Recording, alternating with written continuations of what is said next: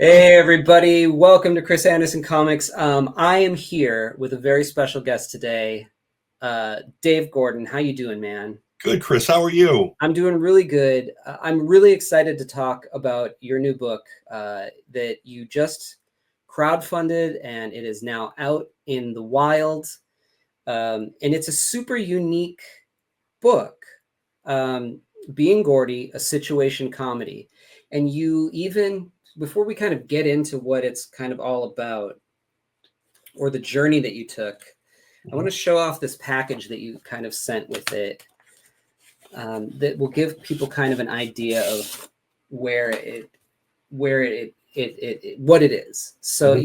you had these sort of like title cards, these thing that came with it that are almost like TV guide ads for a show, right?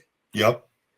And it's even kind of laid out the way that like a TV guide ad would have been Yep. done, with these character shots and a little blurb about it, and you kind of get the characters going. I love this TV.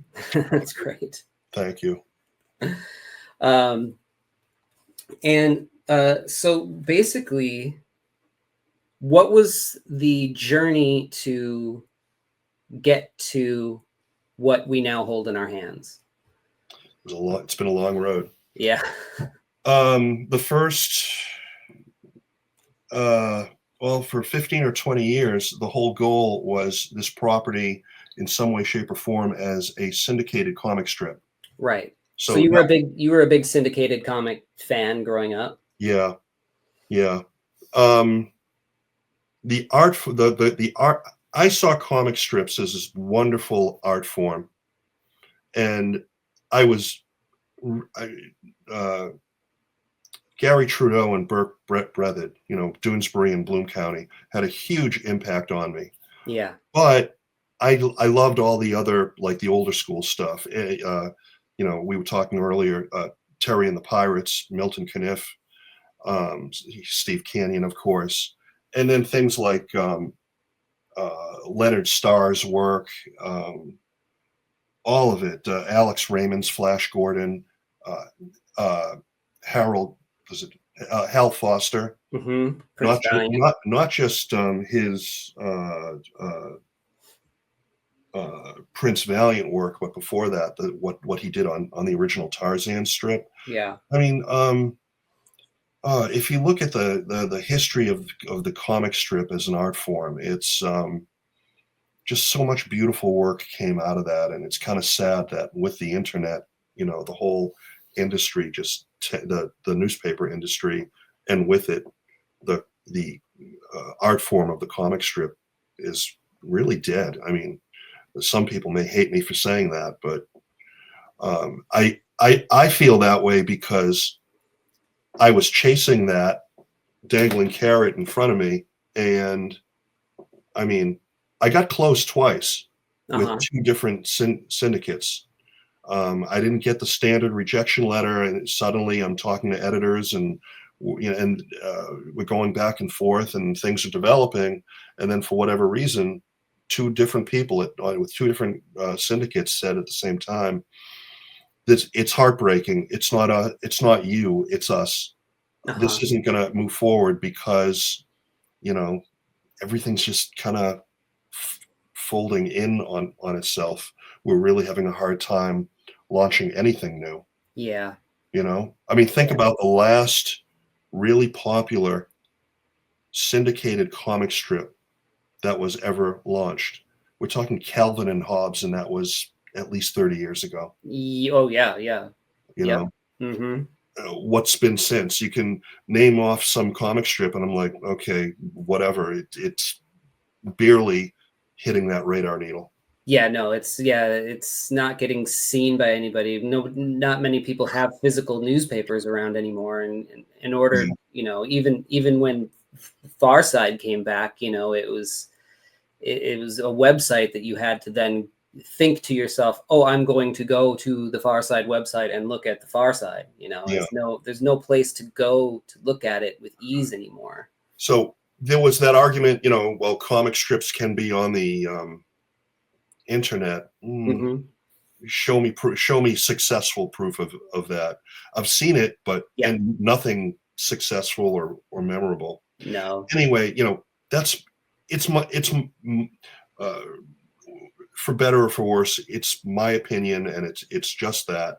No. But once I got to that point, I said, well, I gotta. I still think I've got something here with this intellectual property. I like the characters. You know, I then jumped from trying it as a comic strip to a graphic novel form, Mhm. and I did a first novel, but it wasn't ready. Um, I did the whole thing through, and then um, while I was lucky enough to secure an agent for a while, we couldn't find a home for it. Again, it wasn't ready. Um, I shelved it, took some time off. Long story short,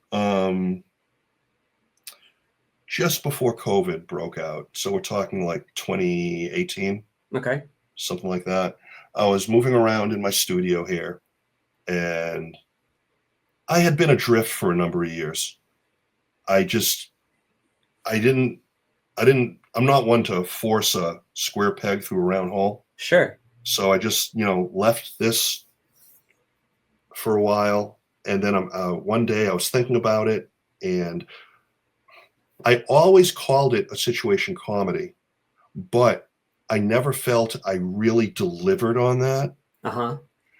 And on this particular day, I was walking around, and I had this little voice inside my head that just said, "Hey, dummy, just go write your damn TV show already." Yeah. And the minute I made that leap, I sat down and I just started writing, and I couldn't stop. And I was so happy and excited to be unstuck that for at least a year, I didn't even care about laying out a page yet. I just kept writing episode after episode like it was a TV show. Yes.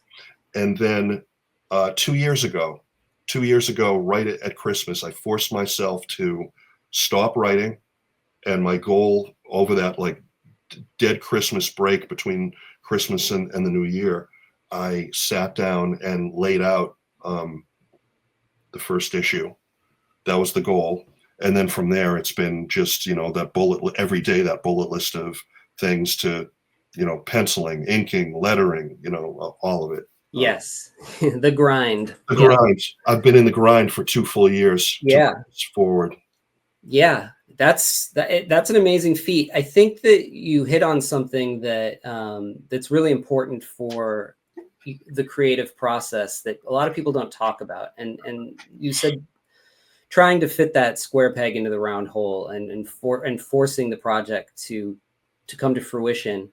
Yeah. And then you at least had the the self-awareness to realize that it wasn't ready at certain points. And I think that happens with a lot of projects that are successful, is that they sit around in a creator's mind or, in various forms of development. And then something just clicks later and it sort of tells you where it wants to go and what it wants to be, and you Yes. kind of follow it, you know. And I think and it was just now was the time for it. You learned, you gone through the paces, you went through different iterations of it. Any snags in getting your idea the way that you wanted it to be have been dealt with, and now here we go. Yeah, Um, exactly. and you've got this super interesting book because you're a big fan of pop culture and television. You really know your stuff when it comes to the sitcom and like the three that was it the is a live studio, and it's like, is that a 3 camera? That's a 3 camera. Yep. Yeah. Show. And so it's a set. It has a, if people don't know, like you, whether you know it or not, there's a different feel to a sitcom that's like that, as opposed to something like, oh, I don't know, what's one that would like be out on the town where they actually film it, like in locations. A single camera, Yeah, like Modern Family, right, Ted Lasso. right, I mean, and you have some familiar sets, but they're more adventurous. sure, What I sure, and I even talk about this in the back of Being Gordy in the first in the introduction essay I wrote. What I love about the three camera sitcoms shot in front of a live studio audience, it's this perfect blend of television and theater. yeah, it really is. Because it's just a limited amount of sets, and because of that, it's more like a play adapted to television. And the writing, it's the writing. It's so much sharper. I Yeah. mean, let's move backwards. Let's start with The Big Bang Theory, Mm-hmm. and then Everybody Loves Raymond, Mm-hmm. Frasier, Cheers, Seinfeld, um, uh, the Bob Newhart Show, his other show, Newhart, the Mary Tyler Moore Show. If you look at any of these shows, the writing is just so spectacular Right. because of that format. Yeah. Yeah, and it was sort of something that was almost out of necessity at the beginning of television, where it was birthed from. When you go back to Honeymooners and I Love Lucy and things like that, which were sort of almost the same thing, right? Where it was just a Yeah, set and I don't know, like really, the Honeymooners was really the first one. I don't know if that was shot in front of a live studio audience or not. Um, I Love Lucy was, Mhm. because it was Desi Arnaz himself who created the whole format. Is that right? Yeah. Yeah, he was so involved with the production of the show. He was the one who decided we're going to have these three cameras and we're going to shoot from these three angles, and then we can edit everything. Yeah. And I mean, talk about a legacy. Yeah. I mean, he's really known as really he literally creating the three camera format. You get this sense of movement when you're watching a three camera live studio sitcom, because there are literally three cameras that they can switch between at any given moment, and Yeah. it does give some movement to it. And I think that I took a class with Howard Chaykin, and Oh, he really talked about how comics aren't movies; they're more like plays. yep. And I think that Will Eisner would have said the same thing. Agreed. Yeah. They're more like stage plays. Yep. And I think that you hit on something here where you could add to that they're actually more like a three camera sitcom or whatever. It doesn't have to be a comedy, but where you're moving the camera around, but not too much, and the character is acting in front, acting right in front of you, and you're not really going around them much, and things like that. So it really does lend to the comic medium. But then what you do is, when you go in here, is you really set it up. You get this, you get your establishing shot, right? Which in Yep. a lot of these things, they would go out onto the street, and they would film it on the street, and that's the one outside shot that you would get to establish Exactly. it. Yep. And boom, you nailed it right there. You got Mallory's Diner, right? Yep. I mean, right away, knowing what we're kind of getting into, thinking the whole time that this is a situation comedy, you're feeling it right away.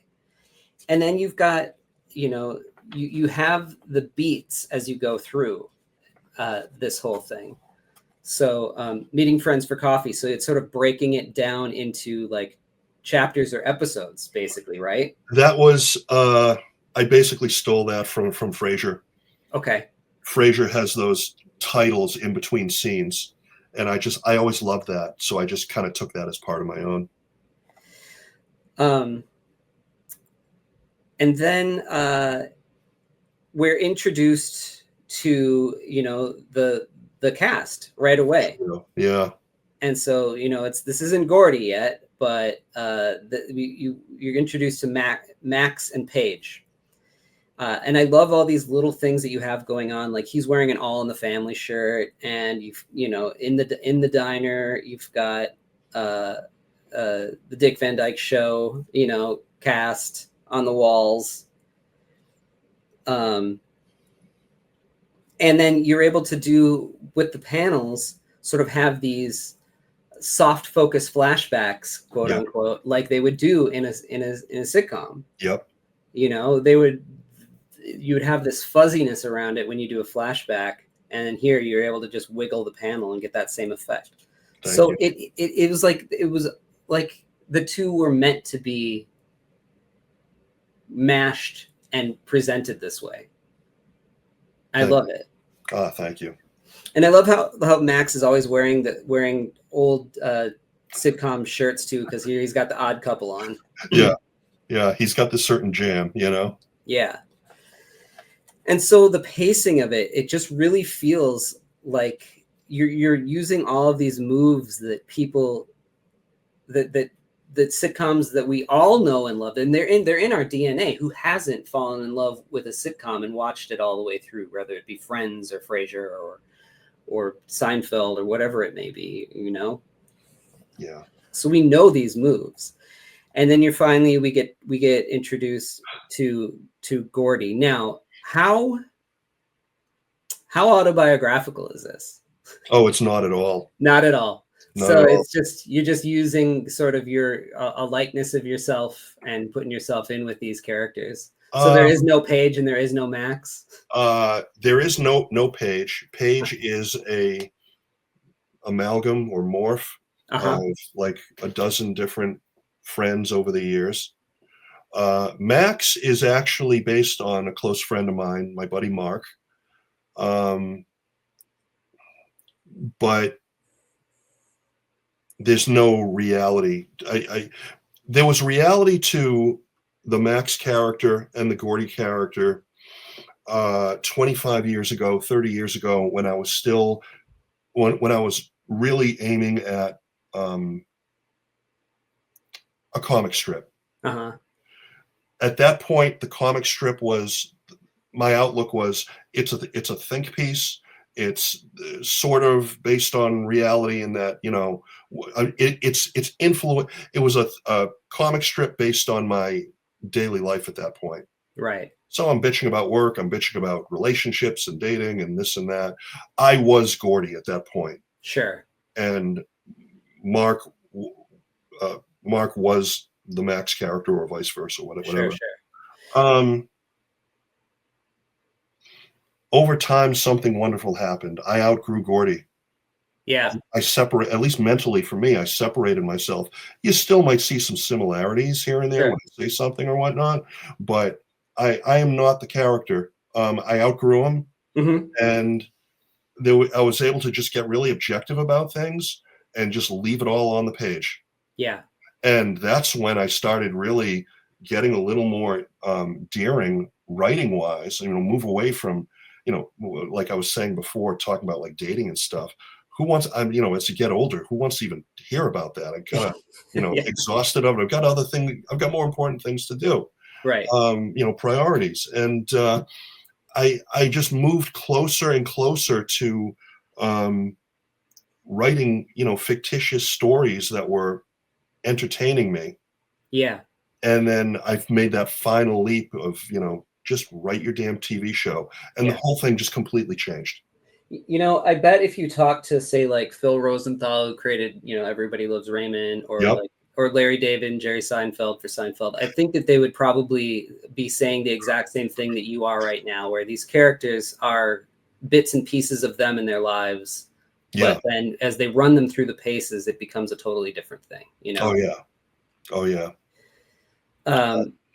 And then I love, as we're introduced to this character, you watch shows and what kind of jobs these characters have, and they always set them in Los Angeles or New York, and the place that they are living in is never any kind of place that anybody doing what they're doing for a living could ever afford in a bazillion years. And I took it way I not only leaned, I didn't lean into it, I dove in head first. Yeah, I yeah. literally said from day one on this, you know, in the comic strip version, Gordy was a starving artist. Uh-huh. And I even had, I wouldn't talk about his little black cloud of doom. That was an actual character. Okay. And then I said, you know, it's really funny. What's more funny is if it's this, like, you know, hippie looking guy who always wins, Yeah. or a lot of the time, and let's give him this, you know, $20,000 a month apartment to live in. Yeah. Yeah. And you know, yeah, so he's drawing these independent comics, and how the hell do you make a living, you know, doing that and living the way he's living? And then I said, well, let's take it further. He's got this other aspect to him. Right. And you know, my love of sitcoms, my love of television and film, let's make him this kind of closeted writer producer, and that's how he made his real money. And he dives in. He's very fearless. He's living in his own bubble, and he just goes for it Yeah. with whatever he does, and he doesn't care about the repercussions. Yeah. Yeah. Yeah. Yeah. He's and several people have agreed on this. Let's see how you feel about it. He's a likable asshole. He's a likable asshole. I think that for some people, they all of a sudden realize that if they just go for it and don't worry about the consequences, you can sort of fail upward, you Yeah, know? And and that's he sort of, has. yeah, that's sort of where he's at, you Yeah, know? You just go for it. And I mean, and you can, I think you can come across as an asshole that way sometimes. I don't know. I'm the kind of person who just kind of goes for it, and I've been successful. But hopefully, I'm not come across as an asshole. oh, But no. I can see how this guy is more, you Yeah, know, yeah. more of all of that. The Gordy character is, and let me, a lot. Yeah, yeah, yeah. He is a lot. He is a lot for sure. Yeah. Um, and I'll tell you, I make my living off of independent comics, and I live in Los Angeles. So, and if you pulled this camera back, it looks almost exactly like his penthouse Oh, cool. in here. Just kidding.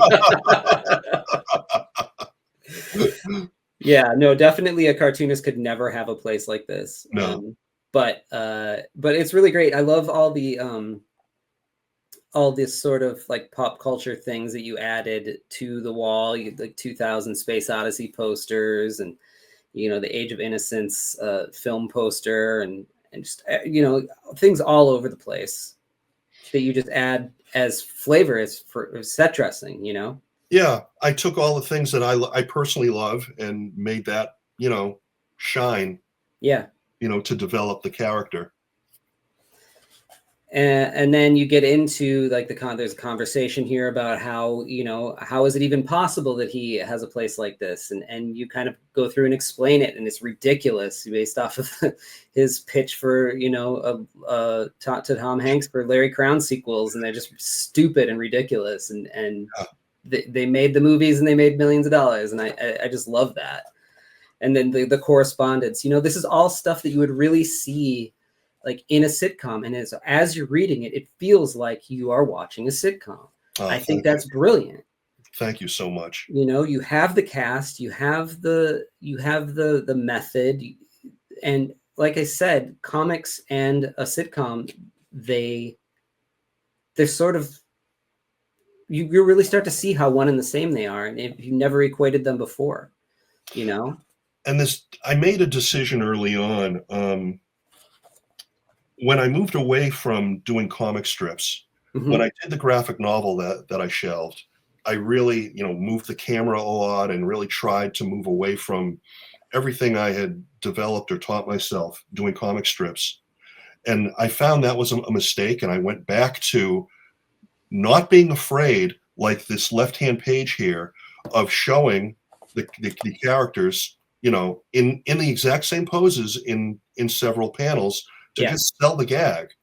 I decided early on, I want this thing to look good visually, but because I'm calling it a situation comedy, the function has to surpass the form a little. Yeah.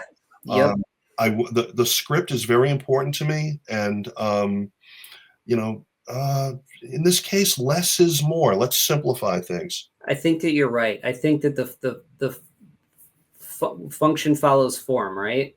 Yeah, Or form follows function, form right? follows function. Form follows function, right? Yeah. So I think that by laying it out and constantly thinking about laying it out the way that you would watch a sitcom, and the way that the camera would move, um, it does take precedence over like leading the eye on a page or making it,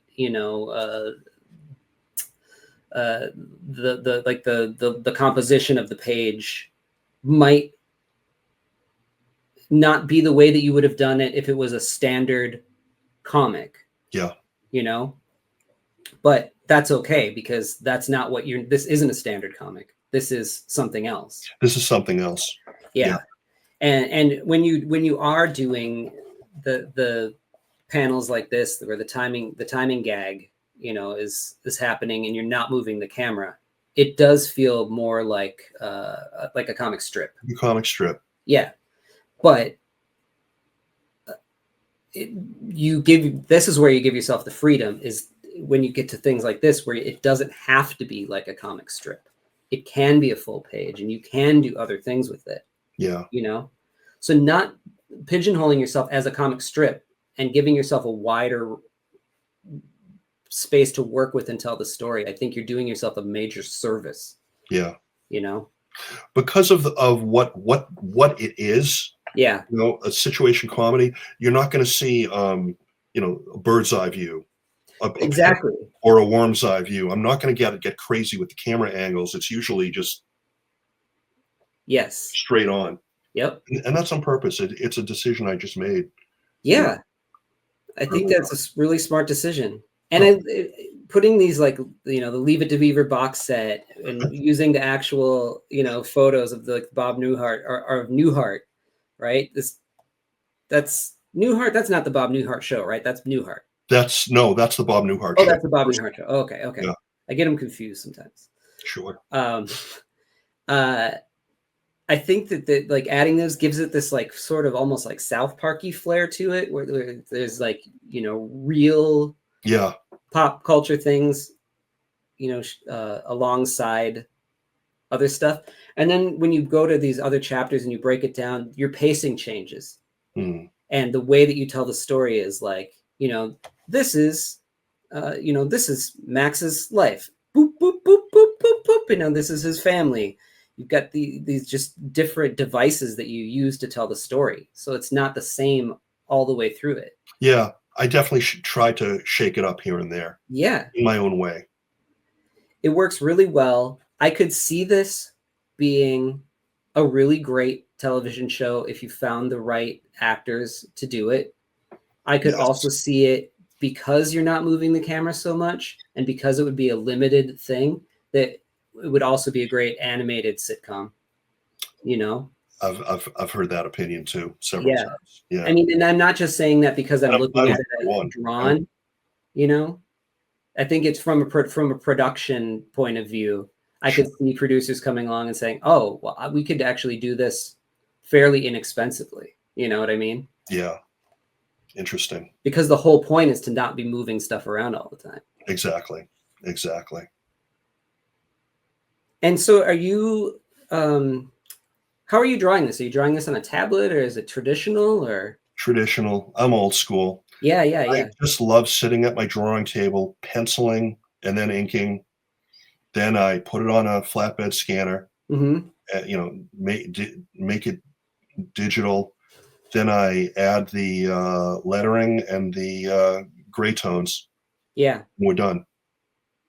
So I would move a lot faster if I was working on a Cintiq tablet, but that's a whole learning curve. I just don't want to waste time. Well, the thing is, the reason I ask is because your line work is so precise. It's really great. I'm old school that way. I love just sitting. My favorite part of all of this is always just when I'm sitting at my drawing table with some music on and I'm just lost in the penciling and the inking of it. And the inking, I just love that dramatic old school brush line. Yeah.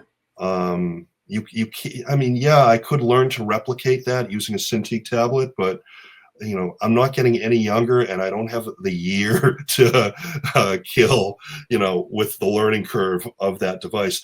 I have a very small Cintiq tablet that I Hmm. used for a few little effects here and there, but Sure. in terms of how much of what percentage of a Cintiq is in being Gordy, it's like 5%. Yeah. Yeah. Everything else I just It's did straight on in Photoshop. right. Yeah. I'm sure it's just to add the tones and Tones. the B. Arthurs on the pillows. I wanted to keep it simple. Every now and then you'll get a weird background, like a rough swash. Uh-huh. That I did on a Cintiq, but I really wanted to similar to like a Silver Age DC or Marvel comic. I wanted to keep whatever tonality I had pretty flat Hmm. and pretty simple. Sure. And I flew through the lettering on this in a little under a month. Hmm. And I threw through and as well as the all the gray tones and the special effects. Yeah. It's for a 53 page story, I think 52, 53 pages. That's pretty good. I did that. That is pretty good to fly through those last few um, uh, aspects of production Yeah. in that quick And time. no skimping either. So Yeah, yeah. no, I love that you're doing it traditionally. It warms my heart to know Oh, thank you. that someone is still doing it traditionally, because yeah, you can achieve it, but you never would have gotten this quirk of a wiggle in the hair with the line thickness and stuff like that. It all would have been just so like perfect. And so that there is this like beautiful line quality to like the apex of your curves and the thickness of it around like the front of the face as opposed to the inner part of the face and stuff like that. But then there's little things that, the human touch add these imperfections to it that make it richer that a computer just cannot do, Yeah, you know? yeah. You definitely, there are pros and cons, to both the old school way of working and the digital. Sure, Oh, mainly time, yeah.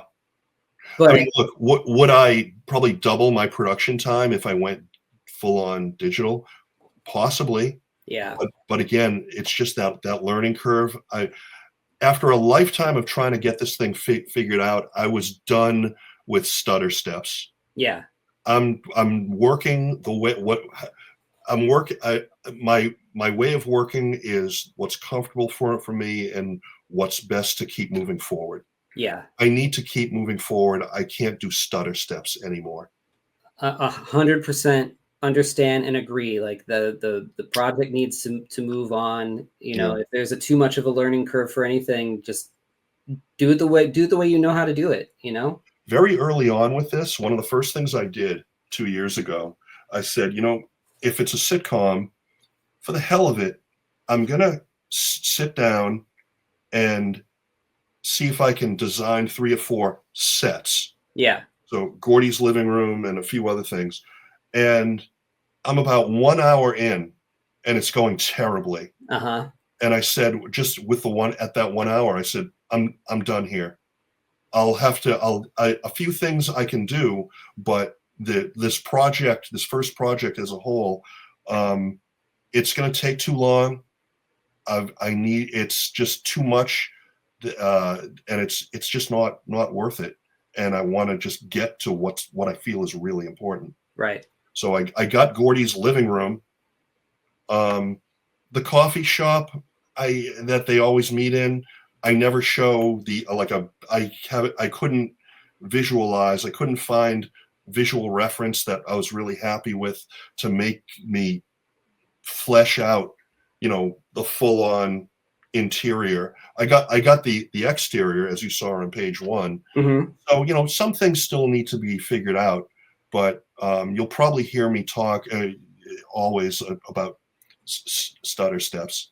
Yeah, yeah, I look at the whole route, the history of being Gordy as that, always chasing that dangling carrot that was comic strip syndication, yeah, and then book publishers with the graphic novel. And I'm just like, something, I'm done. It's an independent project. I'm self-publishing.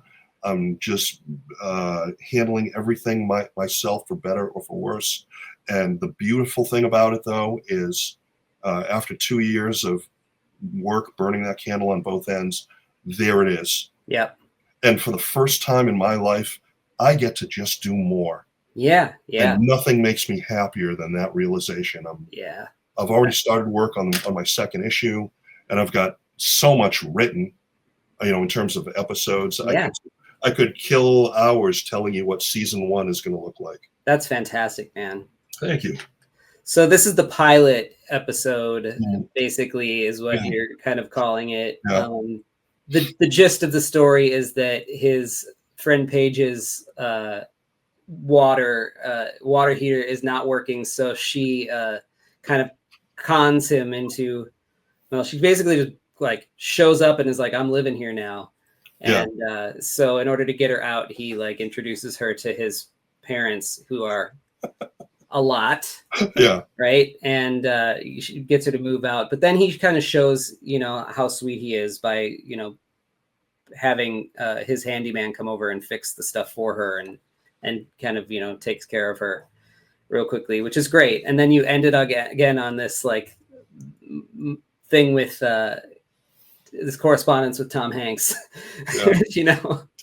It's this alternate reality where basically Gordy single-handedly destroys Tom Hanks' career. Yeah. Which would be really great is if this got actually made into a sitcom and they were able to get Tom Hanks to come on and play himself. Could you imagine? I could actually, stranger things have happened, and I feel like he would be game for something like this. And then you got this great back matter where you kind of explain a lot of the sort of inside baseball stuff of sitcoms in general. And then you've got there's our boy Matt. Yep, and Matt, and you get some pinups from some friends, which is really cool to have in it, and acknowledgments for the people that helped you along the way. And then you've got, an ad at the end for like what's to come on this season. Yeah. Sometimes when you're watching a current TV show and they're trying to really get you into it, you'll see this little vignette at the end of the episode of what's to come. Yeah. And I said, how would I do that? What's the interpretation of that in a comic book? And I said, a 2-page spread, and every episode is just now one panel. And I took, what I'm considering as season 1 right now, I took one moment from each of those stories and just kind of drew it out. Yeah. I love that. I loved everything about this, the whole package. Oh, thank you so much. It seems to be means a lot. Just perfect for itself and the times. And I really wish you the most success. I hope this ends up on a shelf somewhere out here in Los Angeles, and somebody comes in and spots it and says, what's this? And next year, from your mouth to God's ears. Thank you. Anything I can do to help, man. I would love to get this seen by the right people, and hopefully some people will have watched this. So, well, thank you for, I'm new to all of this, and this is the first podcast I've ever done. And this book is very, very new. It's only been out for like a month. Yeah. And I'm just getting going. I'm kind of stalled right now because of the holidays, but after January 1, it's, get beinggordy.com up and running with its digital storefront, so people can get it that way. And then, I'm hitting comic shops to carry it. I'm finding a distributor I'm not in that place yet. You can do it yourself. Yeah. Yeah. I'm just starting out. Baby steps, Yes, absolutely. Baby steps. Yeah. But, I got to make the rounds to my local Massachusetts comic shops. I've got one that's already committed to, putting it on the shelf. Yes. and independent bookstores and more, and then the luxury of just sitting down and working on issue 2. Love it. I Yeah. love it. And I can't wait. I can't wait for episode 2 to come out. Thanks, man. All right. You. Well, I will put all of your social information. The way to get this book right now, as this is coming out, is to get a hold of you, and you will send it to people, right? But by January sometime, you should have a website where we'll be able to get it. And that's fantastic, man. I wish you the most success. Thanks for coming on. Fantastic work. Really great idea. Can't wait for more. Thank you for having me, and thank you for just all of this. Really, it's been a pleasure talking with you. You too, Dave. Thank you so much. Thank you. We'll talk to you later. Okay, bye-bye. Join my Patreon to see my work before anyone else, plus score physical sketchbooks, mini comics, and commissions delivered right to your door, and read my new books, Something Seems Off and Three-Headed Pigman, as they are made. Go to my website to order original art, commissions, and my books, Lost Angels, Spectral: A Showcase of Fear, Chaotic Neutral, and more. Gray Matter Drip, The Art of Chris Anderson, is available now from Cosmic Lion Productions. Here are the upcoming conventions I'll be at the time of this recording. And don't forget to like, follow, and subscribe. It helps spread the word. Thanks.